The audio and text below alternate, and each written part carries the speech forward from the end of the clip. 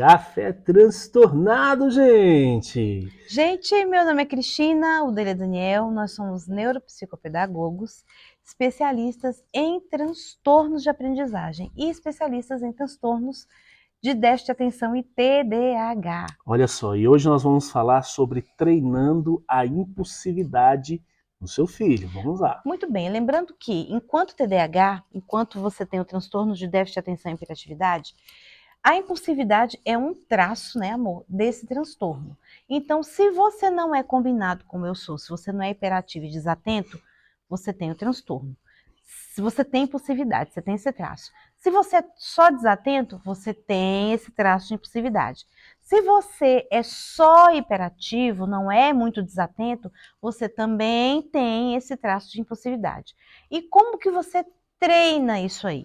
Gente, o que é a impulsividade? É você não se conter em ter uma reação diante de uma ação. Você é reativo demais. A impulsividade se dá porque nós somos reativos demais. Então, diante de uma ação que nós sofremos, que nós passamos, nós temos uma reação instintiva assim, ó, pá, na lata. Se alguém fala que você não gosta, pá, você responde na lata. Se você não quer fazer alguma coisa, você tem a resposta na lata. Você é muito reativo. Então, vamos lá. Uma criança, isso é muito difícil, porque ela não tem maturidade para entender as emoções que ela passa, porque por trás de toda a reatividade, toda impulsividade, tem uma emoção que comanda. Então, ela não tem, o sistema emocional dela não está maduro para que ela possa discernir. E adolescente? Também é a mesma coisa, gente, não discerne nada. Na verdade, eles não têm uma maturidade para entender como que funciona esse sistema emocional. Mas você que é adulto e que também não é maduro com relação emocional, como nós também um dia não fomos, você pode entender como ele funciona. Então vamos lá. Primeira ferramenta dentro da impulsividade. Você tem que reconhecer o porquê daquela reatividade. É por causa da frustração? Primeiro ponto. É porque ele ficou muito empolgado? Segundo ponto. É porque ele quer revidar? Terceiro ponto. Ou é porque ele ficou muito alegre com aquela situação e quer demonstrar? São 4 pontos que eu pontuei aqui. Vamos lá. Quando se trata de frustração, ele tem a impossibilidade de fazer determinada ação porque ele não quer que aquela frustração com o não que ele recebeu permaneça. Então, como trabalhar isso? Como treinar esse momento de frustração? Filho, não é porque você não pode comer um pote de sorvete depois do almoço que eu sou a pior mãe do mundo, que você é o pior menino do mundo, que você não pode fazer nada, porque são bem dramáticos, né? É porque você precisa de tempo. Come um pouquinho agora e come um pouquinho depois. E olha só, e quando eles tiram nota ruim na escola, né? Hum. Qual é a primeira reação que ele tem? Ah, eu sou burro mesmo. Ah, E eu os sou amigos ainda ajudam. isso. Não, e dependendo da nota, né? Porque É o muitas inferno vezes de acontece o Dante. seguinte, gente, também tem isso. Determinada prova, não importa, a grande maioria da turma tirou nota boa, ou então pelo menos passou na matéria. Ele ficou. O que acontece é que aquilo ali para ele é como se fosse um atestado. Eu sou burro. Isso. Na impulsividade dele, ele não consegue nem parar para pensar, poxa, eu posso estudar mais, ou então eu tirei essa nota porque eu não estudei. E aí termina gerando todo um problema para você ter que lidar. Muito bem. Foi ótimo você ter falado de prova. Eu vou dar a seguinte situação. Eu tenho um aluno, ele tirou 0 em matemática, porque ele não respondeu nenhuma questão. O que que predominou nessa impulsividade que ele teve de não escrever nada, de não responder nada? É porque ele não sabia? Não, ele sabia da matéria. Mas ele ficou extremamente ansioso. E a ansiedade chegou no limite tal que ele não conseguiu controlar a ansiedade, não conseguiu parar para raciocinar e escrever o nome e entregou a prova. Isso acontece? É um caso isolado? Não, é o que mais acontece. Então, quando você começa a treinar o sistema emocional do seu filho, você começa a treinar ele para não ter esses tipos de reações, para não largar as coisas no meio do caminho. Ah, mas isso é normal de TDAH. É normal, mas quando a gente entende como funciona o transtorno, a gente aprende a ter constância. Gente, não é do dia para a noite. É por isso que eu falo de treinamento. É por isso que a gente fala aqui de modulação. Segunda ferramenta. Depois que você descobriu que sentimento é esse que ele teve, você vai aprender, aliás, se você não sabe, você vai aprender e você vai ensinar o seu filho como lidar com esse sentimento. Lembrando que, se ele tem uma autoestima fortalecida, ele vai passar de boa.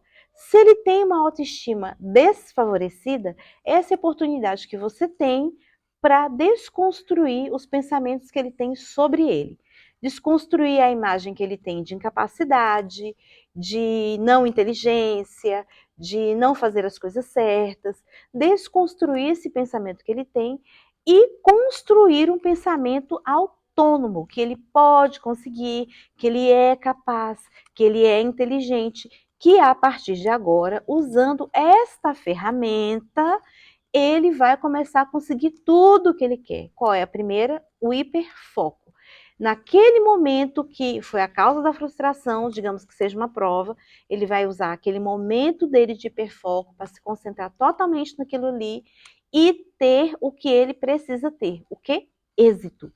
Ok, e como que eu faço isso para ele alcançar numa prova? Nas rotinas diárias de casa. Sabe aquele momento que ele estuda? Que ele senta e a cabeça está lá no parquinho, a cabeça está lá no jogo, mas a cabeça não está ali concentrada no estudo? Você, mãe, você, pai, vai trazer a cabecinha desse seu filho para esse momento de hiperfoco e vai lembrá-lo. Só são 30 minutos. 15 minutos só. Olha como é rápido. Vamos focar aqui, vou te ajudar. Vamos focar nós dois aqui para fazer essa tarefa e tirar suas dúvidas. Aí sim, você começa a treinar o seu filho para ter isso. Olha só, gente, a Cristina estava falando aqui, eu estava pensando, tem uma coisa que é muito importante em tudo isso que a gente está falando sobre treinando a impulsividade. E muitas vezes quem põe esses gatilhos, ou então quem termina influenciando para que ele possa ser impulsivo, ficar ali, meu Deus, e agora acabou minha vida por causa disso, muitas vezes somos nós, pais. Sim. Somos nós mesmos que fazemos isso. E eu quero falar uma coisa para você. Na escola onde seu filho estuda, existe a nota mínima e a nota máxima. Geralmente a nota máxima é 10, e dependendo da escola é 7, é 8, é 5. Sim. Deixa eu falar uma coisa para você. Se o seu filho tirar uma nota ruim, isso não é o fim do mundo, não, gente. Não, ele não é só essa nota. Ele não é só essa nota, até mesmo porque talvez o que ele vai ser na vida dele quando ele crescer, essa nota não vai ser nem um cisco no oceano, não vai ser nada. Então tem que ter muito cuidado, porque assim, a relação que ele leva em relação às notas, muitas vezes é porque a gente chega, se tirar nota ruim, você vai apanhar, que não sei o quê, e que olha só fulano, fica com aquela comparação, Isso. olha só fulano, que não sei o quê. Como se a nota definisse ele. Como se a nota definisse, e a nota não define ele. Deixa eu te falar uma coisa, o seu filho, ele é incrível, e se naquele teste que ele fez, ele tirou uma nota ruim, ele vai estudar e vai tirar uma nota boa. E de repente, se ele tirar uma nota, quando eu falo uma nota ruim, é uma nota que pode reprovar. Isso é uma nota ruim. Se é uma nota que somada às outras, somada vai fazer ele passar, gente, tá valendo. Não fica. Por quê? Porque muitas vezes a gente ativa essa impulsividade, a impulsividade dele ficar chateado, dele ficar mal, dele se sentir burro, depressivo, né? Tá, o mundo vai acabar agora. E muitas vezes a gente ativa porque a gente fica lá, não, tem que isso, tem que aquilo. Querido, o seu filho, ele precisa de você. Ele não precisa daquela nota. Aquela nota é só um teste para provar que ele aprendeu.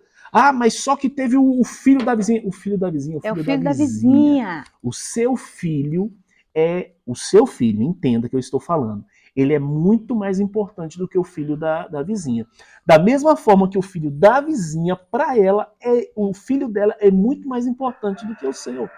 Então, assim, tem que ter cuidado com essas coisas. É muito importante você ponderar sobre isso, porque a gente sempre pensa que a grama do vizinho é mais verde que a nossa.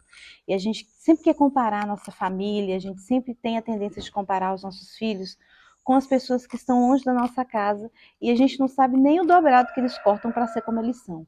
Então, essa dica é importante você anotar. E para você que está assistindo no nosso grupo fechado, no YouTube, ative o sininho, curta, compartilhe, para que esse vídeo chegue a mais pessoas que, assim como nós e como vocês que estão aí, recebendo informação que um dia a gente não teve, possa receber também e ser abençoado. E o principal, comente, gente. Isso. Fala o que esse vídeo se fez a diferença para você, ou então nos dê sugestão de, não, eu gostaria que falasse mais sobre esse assunto, ou então sobre o assunto tal. Pontua pra gente. Isso vai nos orientar para cada dia colocarmos aqui vídeos que realmente vai te ajudar e fazer a diferença na sua vida. Beleza? Que Deus abençoe e até o próximo vídeo. Tchau, galera!